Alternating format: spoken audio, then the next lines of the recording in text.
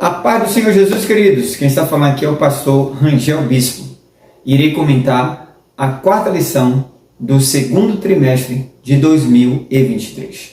Vamos orar? Deus Todo-Poderoso, o Deus que está acima de tudo e de todos, um Deus vivo, um Deus que não é de gesso, nem de papel, nem de barro, mas o Deus Todo-Poderoso.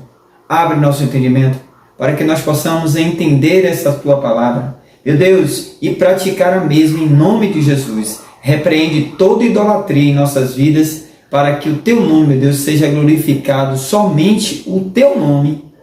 Se inscreva, compartilhe, nos ajude. Eu conto contigo. Será uma aula prática, resumida. Fica até o final, porque você vai ser abençoado. Nenhuma imagem, nenhum ídolo pode representar a esse Deus Todo-Poderoso, invisível, imortal, o Deus vivo, o único Deus. Você sabe a diferença de idolatria e feitiçaria? Quais são os ídolos modernos hoje na família? E quantos ídolos e imagens existem hoje no Brasil e no mundo? Você sabe? Se você não sabe, fique até o final, porque com certeza você vai ser edificado para a glória do nome de Jesus. Lição 4, 23 de abril de 2023. Ídolos na família. Texto áureo: filhinhos, guardai-vos dos ídolos. Amém. 1 João, capítulo 5, versículo 21. Verdade prática: a adoração a ídolos implica priorizar tudo aquilo que se coloca no lugar de Deus. Leitura bíblica em classe se encontra em Gênesis capítulo 31, versículo 17 ao 19, versículo 33 até o versículo 35. E o livro de Juízes, capítulo 17, versículo 1, versículo 3 ao 5. Introdução. Temos nessa lição duas histórias distintas que relatam a convivência com a idolatria dentro de casa. No primeiro caso, temos Raquel. O segundo caso é o de Mica. Palavra-chave: idolatria. O que significa idolatria? É tudo aquilo que você coloca no lugar de Deus. É tudo aquilo que você tem como prioridade. É tudo aquilo que você tem também como divindade. Tópico 1. Os ídolos encontrados na tenda de Raquel.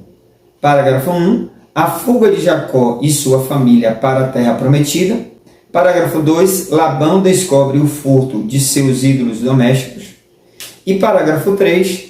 Raquel usa a mentira para esconder o ídolo. Jacó, depois do evento com Esaú, foge para a terra onde habitava Labão. Chegando lá, ele trabalhou 7 anos para realmente se casar com Raquel. Só que Labão deu a primeira filha dele, que era Leia.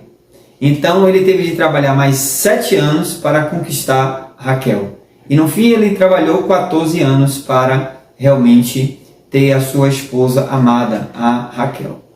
Vou estar abrindo um parêntese para falar sobre a bigamia, porque aí são 2 mulheres para um único homem. Porém, não é o projeto de Deus, mas devido à dureza do coração, que não começou em Jacó, a primeira bigamia registrada na Bíblia está lá em Gênesis, quando fala que Lameque teve 2 mulheres. Não foi o projeto de Deus, e não é o projeto de Deus, porque Deus criou Adão e Eva. Ele não criou Adão, Eva e Ivônia. Não, ele criou Adão e Eva. Por isso, a bigamia é algo que foi pela dureza do coração, não que foi o princípio. Jacó tomou a decisão de retornar para sua casa. Jacó aproveitou o momento em que Labão estava viajando e aí ele separou todos os seus bens, suas mulheres, seus filhos e foi embora. Raquel, sabendo, esse ídolo representava direito de posse daquelas propriedades. Jacó tinha trabalhado muitos anos e não teve direito, ela tomou consigo aquele ídolo, como dizendo, nós temos direito a essa herança, as terras também que Jacó trabalhou durante 14 anos. Quando Labão percebeu, ele foi ao encontro de Jacó. Chegando lá, ele realmente percebeu que o ídolo dele foi furtado, pensando ele que foi Jacó. E Jacó, sem saber que Raquel tinha realmente furtado o ídolo, mandou que ele procurasse. Ela permaneceu sentada, dando desculpa sobre o período menstrual. Ela sabia que tinha furtado os ídolos do pai. Só lembrando que Raquel sabia que Jacó só adorava ao Deus Todo-Poderoso, como está escrito na Bíblia. Em Deuteronômio capítulo 5, versículos 7 ao 9 está escrito: não terás outros deuses diante de mim. Não farás para ti imagem de escultura, nem semelhança alguma do que há em cima no céu, nem embaixo na terra, nem nas águas debaixo da terra. Não te encurvarás a ela, nem a servirás, porque eu, o Senhor teu Deus, sou Deus zeloso, que visito a maldade dos pais sobre os filhos, até a terceira e a quarta geração daqueles que me aborrecem. Então, o Senhor, Deus, Ele requer fidelidade. Ele não quer que nós sejamos idólatras, como no caso Raquel estava escondendo os ídolos. Tópico 2, um santuário de deuses na casa de Mica. Parágrafo 1, a idolatria e o caráter antiético de Mica. Parágrafo 2, a abominação de Mica. Parágrafo 3, Mica tinha uma casa de deuses. Significado do nome Mica. Quem é como nosso Deus? Apesar desse significado, ele realmente tomou atitudes contrárias ao significado do seu nome. Porque Mica tinha uma mãe bem-sucedida, rica, porém ele roubou 1.100 moedas de prata. E a mãe de Mica, quando soube, começou a amaldiçoar o ladrão. E aí, o que foi que aconteceu? Ele percebeu que a mãe estava lançando maldição sobre aquele que furtou, sobre aquele que roubou as pratas dela. Ele, no sentido de não ser alcançado com aquela maldição, não que ele se arrependeu, mas de não ser alcançado com a maldição sobre a vida dele, ele decidiu a devolver à mãe as 1.100 moedas de prata.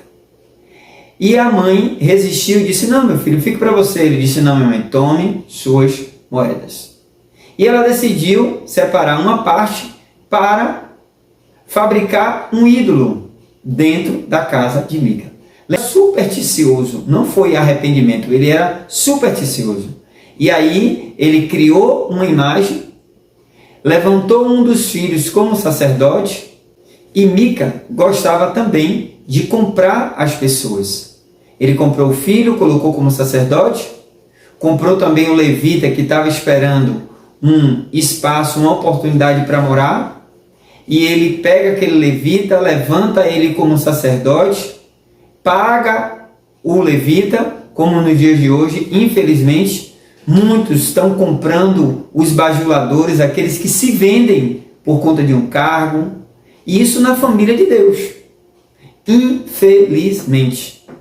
Juízes capítulo 17, versículo 6 está escrito: naqueles dias não havia rei em Israel, cada qual fazia o que parecia direito aos seus olhos. Então, o que Mica estava vivendo era um contexto onde não tinha uma liderança. Sansão foi o último juiz, uma verdadeira anarquia. Não tem regras, limites. Toda vez que abandonamos a palavra de Deus para fazer a nossa própria vontade, o nosso próprio jeito, aí se torna um secretismo religioso. Uma mistura total, uma fusão, uma associação com luz e trevas. Deus não quer que na família haja mistura. Ele quer uma única e exclusiva adoração. Nosso Deus não divide sua glória com ninguém. E Mica estava tomando essa atitude de servir a Deus e servir também a ídolos. Que valor tem um ídolo? Em Abacuque, capítulo 2, versículos 18 e 19, está escrito: que valor tem um ídolo? Um ídolo não é mais do que uma imagem feita por um homem e que só serve para enganar. Os ídolos não podem falar. Como é que alguém pode confiar num ídolo que ele mesmo fez? Ai de você que diz a um ídolo de madeira, acorde, e que ordena a um ídolo de pedra, fique de pé. Será que um ídolo pode entregar alguma mensagem? Não, não pode. Ele está todo encoberto de ouro e de prata, mas é uma coisa morta. A Bíblia está dizendo que o ídolo nada é algo morto. Mas nesse caso, Mica, ele estava realmente com um Deus morto dentro de casa, servindo a um Deus vivo e cultuando e tendo imagem de um Deus morto em casa. Ou seja, não há comunhão entre Deus e os ídolos. Não há comunhão entre Deus, o Todo-Poderoso, com as imagens. Terceiro tópico, a idolatria dentro dos lares. Parágrafo 1, os ídolos domésticos dos tempos atuais. Parágrafo 2, identificando os ídolos modernos dentro dos lares. Parágrafo 3, precisamos reagir contra os inimigos da família. O apóstolo Paulo aconselhou em 1 João, capítulo 5, versículo 21, filhinhos, guardai-vos dos ídolos. Ídolos domésticos nos dias atuais. Tudo aquilo que a gente coloca no lugar de Deus se torna um ídolo. Não somente uma imagem de escultura, não, mas tudo aquilo que realmente colocamos no lugar de Deus. Por exemplo, a pessoa hoje tem um celular e tem um celular como um ídolo. Ele é mais importante do que um culto, às vezes mais importante do que ir em um evangelismo ou em uma evangelização, porque tem tantos compromissos com o seu celular, dorme com o celular, acorda com o celular, porque está tendo o celular agora como ídolo. Se vai para a igreja, esquece a Bíblia, não volta. Mas se vai para a igreja ou para a rua sem o celular, volta para realmente pegar o celular. Então, quando nós percebemos, já estamos presos na idolatria dentro da nossa casa.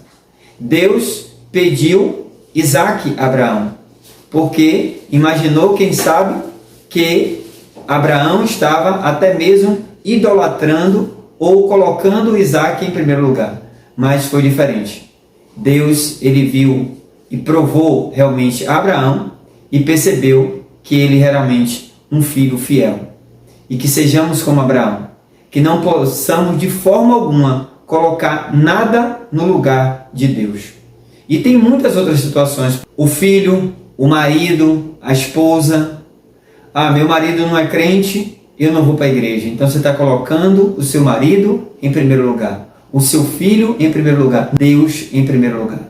Quantas pessoas colocam o trabalho em primeiro lugar, o emprego em primeiro lugar, a faculdade em primeiro lugar, se tornando um ídolo dentro da família. Um carro, os prazeres da carne, uma novela.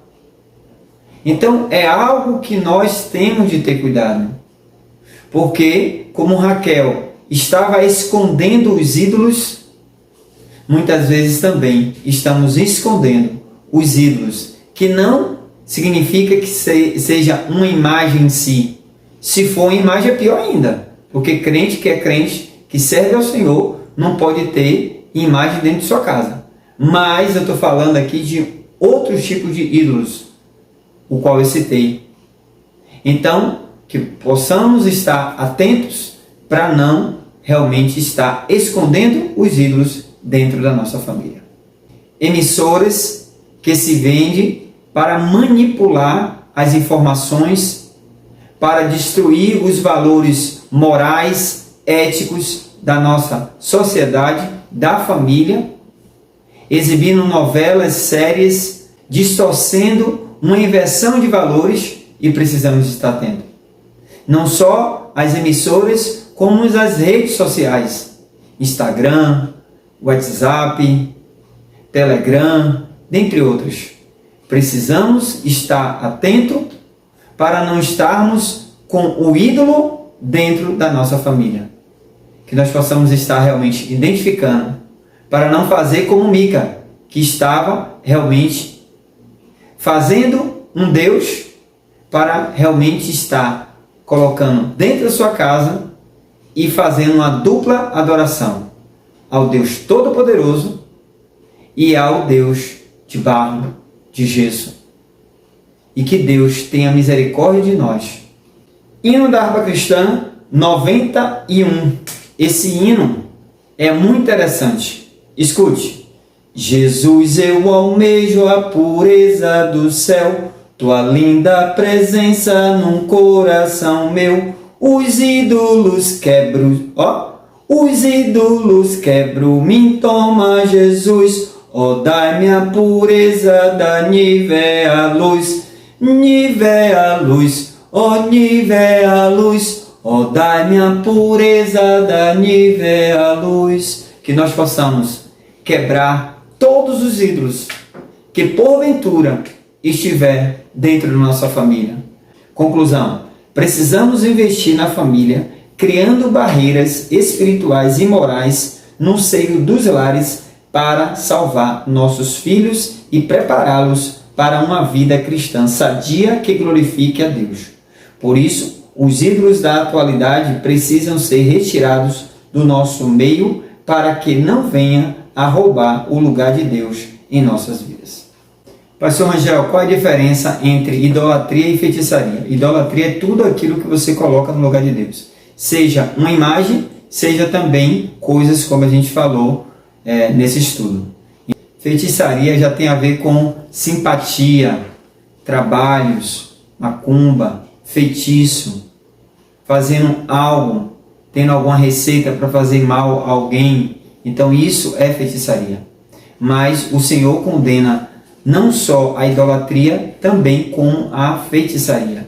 Embora que tem crentes que acreditam até mesmo em signos. Em Apocalipse, capítulo 22, versículo 15, está escrito: ficarão de fora os cães, os feiticeiros, e os que se prostituem, e os homicidas, e os idólatras, e qualquer que ama e comete a mentira.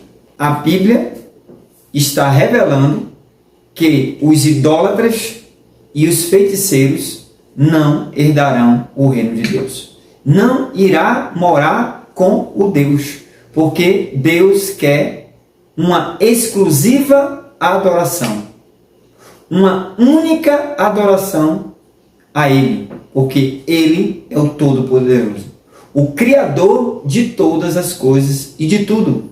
Pastor Rangel, quantos ídolos existem no Brasil e no mundo? Aproximadamente.